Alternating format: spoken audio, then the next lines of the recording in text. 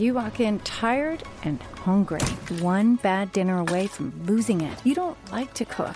You don't want more takeout. You just want something good. That's why there's Dish by Blue Apron. Pre-made meals with at least 20 grams of protein and no artificial flavors or colors. From fridge to fork in 5 minutes or less. Keep the flavor. Ditch the subscription. Get 20% off your first 2 orders with code APRON20. Terms and conditions apply. Visit blueapron.com/terms for more. Weight loss solutions are not one size fits all. Hers makes it simpler to get started and stick with a weight loss plan, backed by expert-guided online care that puts your weight loss goals first. These include oral medication kits or compounded GLP-1 injections. Through Hers, pricing for oral medication kits start at just $69 a month for a 10-month plan when paid in full upfront. No hidden fees, no membership fees. You shouldn't have to go out of your way to feel like yourself. Hers brings expert care straight to you with 100% online access to personalized treatment plans that put your goals first. Reach your weight loss goals with help through Hers. Get started at forhers.com/4u to access affordable, doctor-trusted weight loss plans. That's forhers.com/4u, forhers.com/4u. Paid for by Hims & Hers Health. Weight loss by Hers is not available everywhere. Compounded products are not FDA approved or verified for safety, effectiveness, or quality. Prescription required. Restrictions at forhers.com apply. Salut à toutes, salut à tous, bienvenue sur la deuxième étape de ce Tour du Guangxi, avec aujourd'hui une étape de 181 km à travers la campagne chinoise. Et une seule véritable difficulté avant l'arrivée, c'est la montée de la National Road. Bon, c'est pas le nom d'ascension la plus incroyable, la route nationale, mais c'est 7 km 700 quand même à 4,2% de moyenne. Alors, c'est pas énorme, mais pour tous les sprinteurs, ça pourrait être un petit peu difficile à franchir. Et si tu as une trentaine de kilomètres de l'arrivée, et ce sera là très certainement le moment décisif, parce que sinon, c'est tout plat quasiment avant pendant 150 km en gros. Et puis une fois au sommet, on arrivera sur un plateau et on aura donc encore 30 km de plein. Il n'y aura pas de redescente du tout. La question, c'est donc de savoir lequel de tous les sprinteurs qui sont présents sur ce Tour du Guangxi, et notamment le leader Paul Magnier, seront capables de franchir cette difficulté. Ça sera intéressant de voir quelles seront les équipes qui feront le train dans cette difficulté. Ce seront les équipes qui ont les meilleurs grimpeurs des sprinteurs dans leur effectif et qui tenteront d'aller le plus vite possible pour lâcher les grosses cuisses afin d'arriver à un sprint quand même qui devrait avoir lieu aujourd'hui, mais avec le moins d'adversaires possible. On verra donc ce que feront les Phil Bauhaus, les Aniolkowski, les Mozzato, les Rasmus Pedersen et Pierre Gautra, Marine Vandenberg, Paul Penhoet, Kim Hajduk, Arne Marit, Fernando Gaviria, Jordi Meeus, Pavel Bittner et Casper Van Hunden, Max Walscheid, Daniel Maclay pour la Visma Lease Bike qui est aussi un sprinter, Rui Oliveira qui a lourdement shooté hier, Max Canter, deuxième lui hier, ou encore les coureurs de la première tech, Oded Kogut et Itamar Einhorn. Beaucoup de sprinteurs, tous ne seront peut-être pas là dans le final pour aller se chercher la victoire. Chute de Bellocchi juste devant Armstrong qui est parti dans le terrain. Et attaque de Pierre Roland. Voilà ce que nous disons depuis le début de ce Tour de France. Une chute terrible. Christopher Froome à pied. Mais quelle image du Tour. On n'a jamais vu ça. 100% cyclisme, le podcast du vélo en direct. Ça va Marion? Désolé. Et c'est parti pour cette deuxième étape. À noter un seul coureur qui aura été finalement victime de la chute hier. C'est Simone Consoni, l'Italien de Lidl Trek, qui ne prend pas le départ aujourd'hui. Tous les autres, même s'ils sont un petit peu abîmés, ont pris le départ. Et une attaque là d'entrée dès le kilomètre 0, encore une fois, pour un coureur de la Groupama FDJ. C'est Kevin Gunietz, le luxembourgeois, qui tente de sortir, qui fait directement un petit écart, tout seul.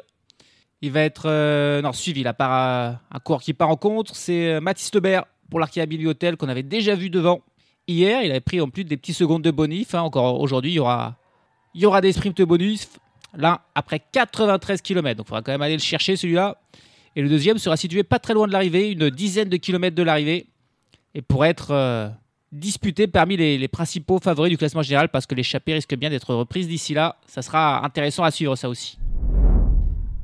Mathis Lebert, il n'a pas réussi à rejoindre Kevin Gunietz. Il a été repris par le peloton. Par contre, il y a d'autres coureurs qui, eux, ont réussi à sortir et aller avec Gunietz. On a Simon Guglielmi pour l'Arkea BNB Hotel. On a Stan de Wolf pour la Decathlon G2R et Frank Vandenbroek pour la Picnic Postenel qui sont avec Kevin Gunietz à l'avant. Et à noter qu'il pleut des cordes. En tout cas, la route est complètement trempée. C'est un petit peu dangereux. Il y a des belles flaques d'eau. On a eu hier une grosse chute. sur route sèche. Aujourd'hui, sur route mouillée, ça risque d'être un petit peu dangereux quand même par moment. Et donc voilà, pour l'instant, 4 coureurs qui sont partis, mais il y a encore des attaques dans le peloton, des coureurs qui tentent de sortir pour former une échappée un peu plus consistante. L'écart qui est encore minime entre les hommes de tête et le peloton, et du coup, il y a un autre coureur qui a réussi à rejoindre l'échappée, c'est le jeune Danois de l'Ineos Grenadier, Peter Oxenberg, ce qui fait 5 coureurs. On a encore un coureur en contre là, intercalé entre le peloton et les 5 hommes de tête, c'est Michael Valgren, un autre Danois qui lui court pour l'IF Education Easy Post. Il est un petit peu en chasse-patate, il est même clairement dans la définition de chasse-patate là, notre ami Michael Valgren. Mais l'échappée qui petit à petit gagne des unités. On avait d'abord Kevin Guenietz tout seul, puis ensuite il était rejoint par Stan de Wolf, puis par Guglielmi, puis par Vandenbroek, désormais là par Oxenberg. Et il y a peut-être bien Valgren qui va ensuite aller se joindre à eux. Ça va commencer à faire une belle échappée là, avec des beaux noms en plus. Ils ont été sympas dans l'échappée. Ils ont attendu là sur la fin Michael Valgren qui revenait petit à petit au prix d'un gros effort. Et là Kevin Guenietz, il a dit aux autres, on va attendre et comme ça on sera 6. Et voilà, Michael Valgren qui parvient à les revenir. On est à 165 km de l'arrivée, on est parti depuis une quinzaine de kilomètres. Et on a donc 6 hommes à l'avant et l'écart qui est déjà fait il y a au moins 30 secondes. Le peloton qui ne les poursuit pas, plus personne d'autre qui tente de sortir. On va donc avoir a priori cette échappée de 6 coureurs. 6 bons coureurs qui va falloir gérer quand même pour le peloton parce que c'est une belle échappée. Et avec la difficulté là à 30 km de l'arrivée, le peloton ne pourra pas simplement les rouler à fond pour revenir dessus. Donc je ne pense pas qu'on va leur laisser beaucoup d'avance forcément à ces 6 hommes à l'avant. Si en tout cas on veut aller chercher la victoire. Et c'est là où les échappés ont peut-être une petite chance et qu'on se dit peut-être que toutes les équipes de sprinteurs ne vont pas rouler à fond parce que toutes les équipes ne sont pas sûres que leur sprinter pourra passer l'ascension du jour. Et ça pourrait donner une chance aux hommes dans une échappée là, d'aller au bout tout simplement. Et d'ailleurs, j'ai dit qu'on ne poursuivait pas, mais il y a quand même déjà 2 équipes qui sont en tête du peloton et qui roulent. Et c'est les 2 équipes qui ont fait 1 et 2 hier. C'est l'équipe du leader Paul Magnier, la Soudal Quick-Step, et puis aussi l'Astana, qui a 4 coureurs à l'avant là, du peloton et qui roule pour Max Kanter, qui n'est pas le meilleur des grimpeurs pourtant, mais l'an passé, il y a eu cette étape exactement identique qui avait eu lieu sur le Tour du Guangxi. Il avait fait 2e aussi, et donc il est capable de faire de passer cette difficulté. On a foi en lui parce qu'on roule déjà pour l'Astana en compagnie de la Soudal Quick-Step. 125 km de l'arrivée. Les échappés qui n'ont jamais eu plus d'1 minute 30 d'avance. Et l'écart qui est là stabilisé autour d'1 minute 30 avec toujours l'XDC Astana et la Soudal Quick-Step continue de rouler en tête du peloton. Et on annonce un abandon pour un autre coureur de Lidl Trek après Simone Consoni qui n'a pas pris le départ. C'est l'expérimenté Bauke Mollema qui vient d'abonner. Était certainement un petit peu malade aujourd'hui. Les conditions humides qui ne lui ont pas plu. A priori pour Bauke Mollema qui abandonne ce Tour du Guangxi, un coureur de moins. Dans cette étape qui traverse des paysages assez magnifiques quand même là, au sud-est de la Chine. Et 6 hommes qui ouvrent la route avec Simon Guglielmi, Kevin Guenietz, Michael Valgren, Frank Vandenbroek, Peter Oxenberg et Stan de Wolf. 90 km de l'arrivée. L'écart qui est toujours minime, seulement 1 minute 10 d'avance pour les 6 hommes de tête. On va bientôt arriver au petit sprint intermédiaire là, qui va certainement être disputé entre tous ces coureurs qui sont tous pointés à 10 secondes du leader Paul Magnier. On a le temps avant de faire un petit focus peut-être sur un des coureurs. On va s'intéresser au plus vieux, au plus expérimenté. C'est Michael Valgren, le Danois de l'IF Education Easy Post, celui qui est arrivé le dernier là, dans cette échappée, qui a été attendu un petit peu par ses compères. Michael Valgren, c'est un bon coureur qui compte 8 victoires, mais quelques victoires prestigieuses au niveau World Tour. Il a remporté 2 classiques, l'Umlaut Het Nieuwsblad et l'Amstel Gold Race. C'était à chaque fois en 2018. Lui qui a terminé aussi 3e des championnats du monde en 2021 lors de l'édition remportée par Julien Alaphilippe. Il a aussi remporté plusieurs résultats au Danemark. Mais la dernière victoire de sa carrière, c'était en 2021. Ça remonte à septembre 2021. Ça fait 4 ans qu'il n'a plus gagné. Michael Valgren, c'était sur la Coppa Sabatini. Coureur qui a couru pour la Tinkoff Saxo, équipe World Tour qui a disparu en 2016. Il a ensuite rejoint l'Astana, où il est resté 2 ans avant de rejoindre la Team Dimension Data, équipe qui est ensuite devenue la Q36.5 désormais. Et c'est en 2021 qu'il a rejoint l'IF Education, qui s'appelait alors l'IF Education Nippo, qui est désormais donc l'IF Education Easy Post. Michael Valgren, très bon coureur, expérimenté, qui a fait 8 fois le Tour de France, 1 fois le Giro et 2 fois la Vuelta. Son meilleur résultat, c'est une 2e place sur une étape du Giro. C'était en 2024, c'était l'an passé. Et du point de vue des monuments, là aussi on l'a beaucoup vu. Une fois Paris-Roubaix, 6 fois Milan-San Remo, 7 fois le Tour des Flandres, 7 fois Liège-Bastogne-Liège, une fois le Tour de Lombardie. Pour une 4e place sur le Tour des Flandres comme meilleur résultat, aucun podium. Mais donc cette 4e place, c'était en 2018, l'année où il était au top du top. C'est plus compliqué cette année. Et d'ailleurs, depuis quelques années, pour Michael Valgren qui tente de revenir à son meilleur niveau. Cette saison, il a quand même fait un top 10 sur les Strade Bianche, qu'il a terminé en 8e position. C'était son meilleur résultat de l'année. Il a fait aussi 9e d'une étape du Tour de France. Mais pas de victoire, et pas de victoire de toute façon depuis 2021. Pour Michael Valgren, qui est à l'avant aujourd'hui, qui a peut-être, comme les autres, l'a participé. Voilà, le sprint intermédiaire qui arrive, qui a disputé entre les coureurs de tête.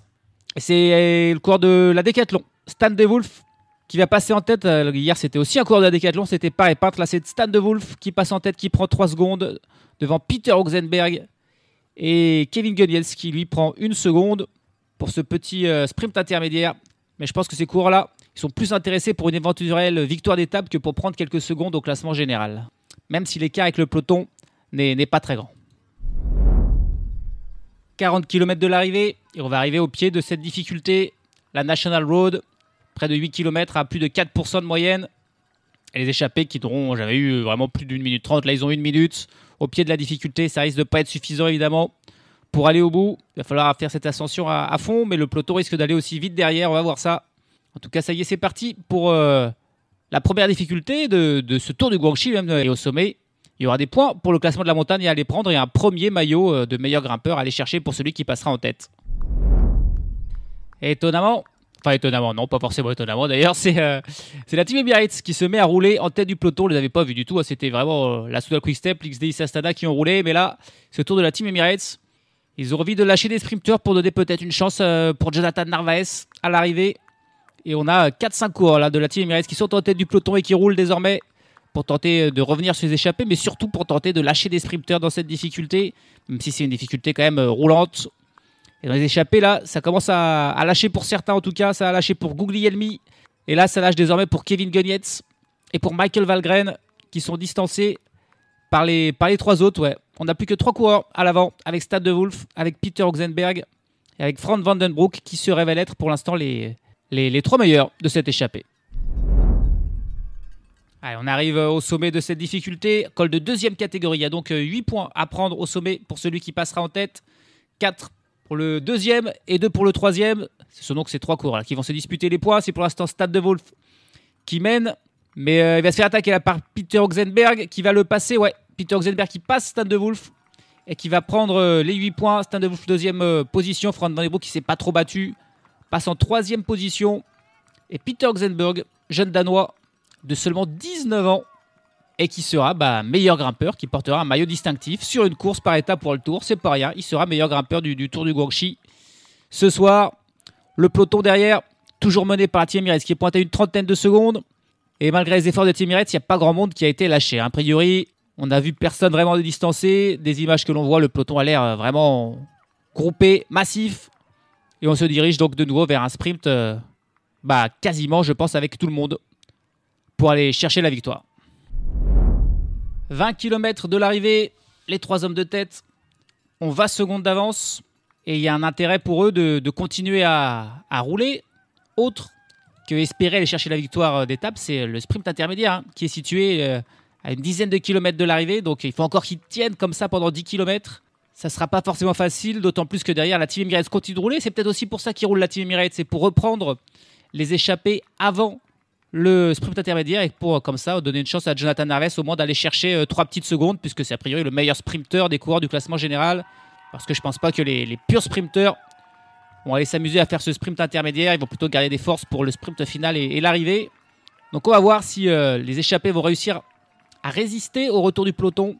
Avant l'arrivée, ça risque d'être compliqué, mais avant le sprint intermédiaire, il y a peut-être moyen.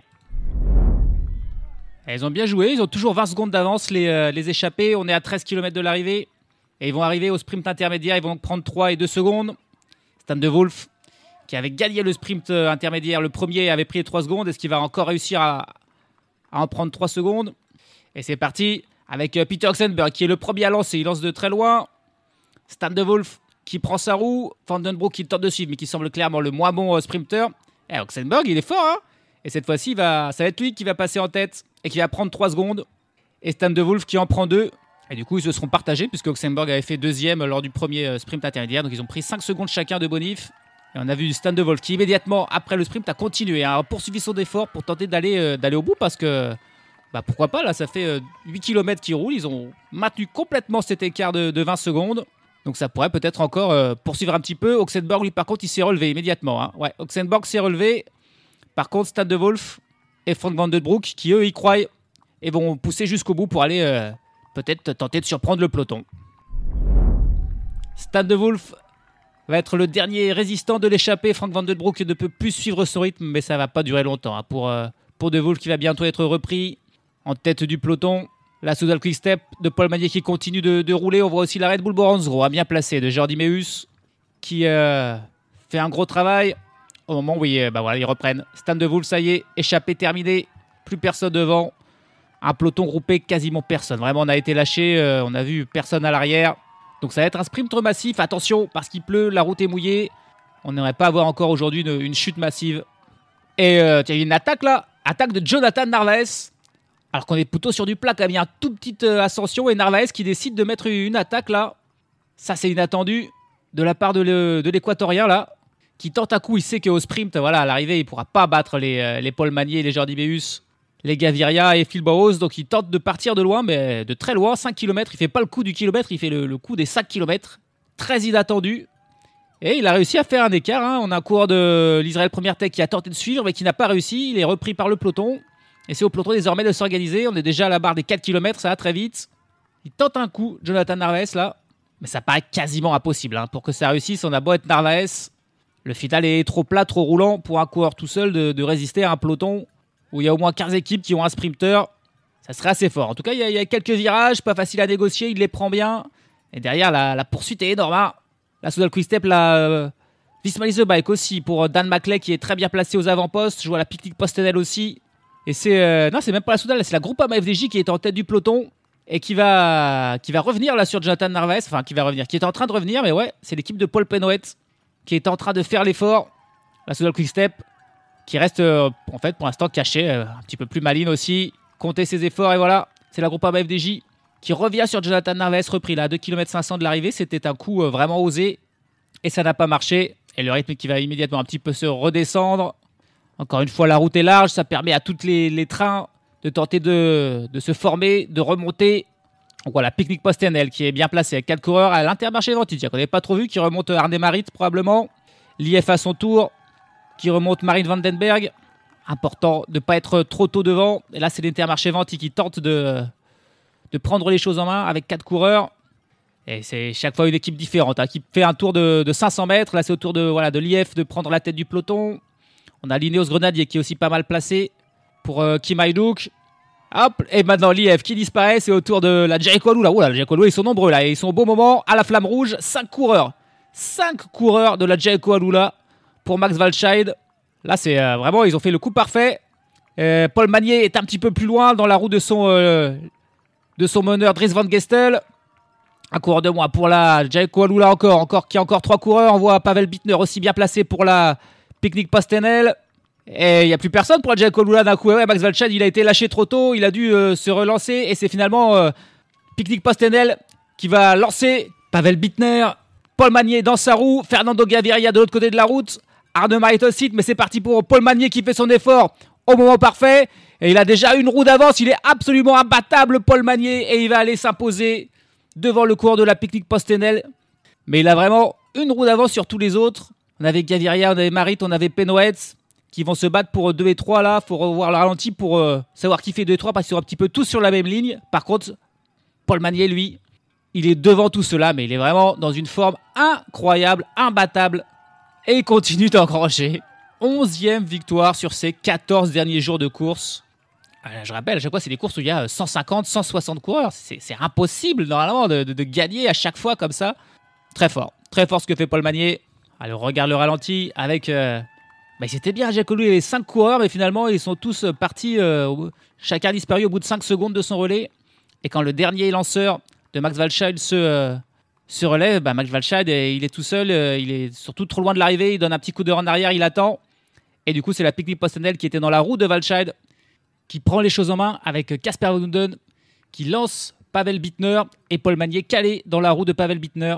Et ensuite, une fois qu'il l'a dépassé, il est au-dessus du lot, il le dépose largement. Derrière, on a Max Canterou là, qui fait un petit zigzag, qui a touché une roue qui était pas loin de tomber, Max Canter. Mais c'est passé. On a un coureur de la Cofidis qui remonte très bien par la gauche. Aniolkowski qui doit peut-être prendre la 3e place. Fernando Gaviria, Arne Marit, Jordi Meeus, Paul Penhoet qui sont un petit peu tous sur la même lune pour se battre pour le top 10. Ça va se jouer à la photo finish tout ce placement, mais pas pour la première place parce qu'il y a quasiment un vélo d'avance pour l'inarrêtable Paul Magnier. Avec cette 16e victoire de la saison, Paul Magnier devient le 2e coureur avec le plus de succès cette année. Derrière évidemment, l'inévitable Tadej Pogačar qui a remporté 20 courses. Mais voilà, il fait mieux que Tim Merlier, que Mathieu Brennan, que Del Toro.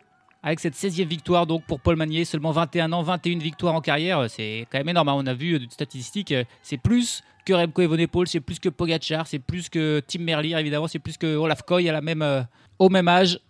Et c'est peut-être pas encore fini pour cette année puisqu'il lui reste quelques courses sur ce Tour du Guangxi pour aller chercher d'autres succès. Aujourd'hui, il devance donc Pavel Bittner pour la Picnic Postendel et puis la belle 3e place de Aniolkowski qui remporte encore quelques points UCI. Alors, c'est pas beaucoup malgré tout. Hier, il avait fait 7e, il avait rapporté 6 points. Là, grâce à cette 3e place, il remporte 20 points UCI. Mais l'écart avec l'Uno-X c'est assez important.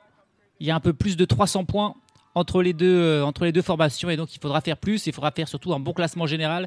Le vainqueur de ce Tour du Guangxi remportera 300 points. Donc si jamais Emmanuel Buchmann, qui est la carte maîtresse de Cofidis, mais qui réalise probablement la pire saison de sa carrière, venait à se réveiller et à remporter par exemple ce Tour du Guangxi, alors il y aurait de l'espoir pour se maintenir. Mais voilà, s'il n'y a pas de bon classement général pour Buchmann à la fin, il n'y aura a priori pas d'espoir de se maintenir en première division, en division World Tour pour la Cofidis, malgré ses bons résultats. Aniolkowski qui fait ce qu'il peut.